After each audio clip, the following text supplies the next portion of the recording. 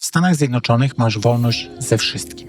Dla elit, drapieżników jest to wolność absolutna. Mogę kupić system sprawiedliwości, mogę kupić ławę przysięgłych, mogę kupić sędziów, a nawet jeśli to wszystko się nie uda, to mogę kupić biedniejszego, który przyzna się do tego, co zrobiłem i będzie siedział za mnie, o ile dostatecznie mu zapłacę i będę płacił, dopóki ma tam siedzieć. W Stanach masz absolutną wolność do bycia śmieciem. Masz prawo być bezdomnym, masz prawo być biednym, masz prawo zaćpać się na śmierć i też masz prawo umrzeć w rowie. Problem polega na tym, że system często nie daje ci realnych narzędzi, byś sobie poradził w życiu, byś utrzymał się na powierzchni. Nikogo to nie interesuje, czy sobie poradzisz. W Chinach zostaniesz złapany na dealowaniu, kara śmierci. Nie będą w ogóle na ten temat dyskutować. Stajesz się narkomanem, błąd systemu. Państwo weźmie cię za fraki, zamknie, dopóki się nie wyleczysz, dopóki nie przestaniesz być narkomanem. Edukacja tutaj nie ma, że boli i nie ma, że mi się nie chce. Państwo od początku programuje cię, że masz się czegoś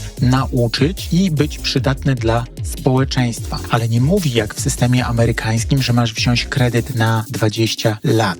Absolutnie nie. Udostępnia ci tą edukację i wkłada bardzo dużo środków po to, byś w przyszłości był przydatny. Zachodni świat mówi, jesteś biedny, bo tak wybrałeś. Jesteś głupi, bo się nie uczyłeś. Nieważne, że szkoła kosztuje krocie. Jesteś narkomanem, bo przyćpałeś, a niekoniecznie, że cię po prostu uczyli albo w razie czego reagowali bardzo ostro. W Chinach starają się dać ci edukację, starają się nauczyć cię pracy, starają się wpoić ci zasady i tutaj bardzo ważna różnica. Jesteś małym przedsiębiorcą albo jak wiele osób w Polsce prowadzisz jednoosobową działalność gospodarczą. Masz największe ulgi podatkowe ze wszystkich. Nie radzisz sobie, ale coś robisz, państwo będzie ciągnęło cię za uszy. Jesteś obibokiem i oszustem, państwo mocno cię za to ukarze. Ale logicznie państwo woli, byś pracował i by wychodziło na zero, niż by ci powiedzieć, ty jesteś źródłem naszego utrzymania, masz płacić górę podatków. Nie radzisz sobie,